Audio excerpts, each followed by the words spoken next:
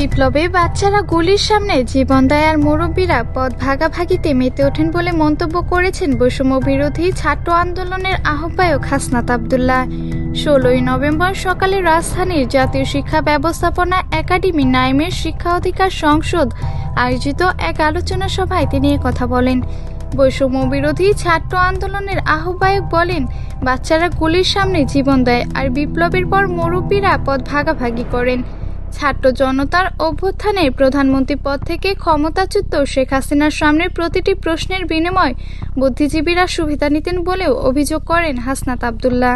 পাঠ্যপুস্তকে মুক্তিযুদ্ধ সহ জাতীয় অর্জনে একজনের অবদান হিসেবে তুলে ধরার অপপ্রয়াস থেকে সরে আসার আহ্বান জানিয়ে তিনি বলেন, পাঠ্যপুস্তকে শেখ মুজিবুর রহমান ও তার পরিবারের অতিরঞ্জিত প্রশংসার ফলে তার প্রতি বিরক্তির উদ্রেক হয়েছে। হাসনাত আব্দুল্লাহ বলেন, তরুণরা শুধু ইতিহাসের পাঠক নয়, এবার তারা ইতিহাস সৃষ্টি করেছেন। তাই ইতিহাসে যার যে অবদান পাঠ্যপুস্তকে তা যথাযথভাবে তুলে ধরতে হবে।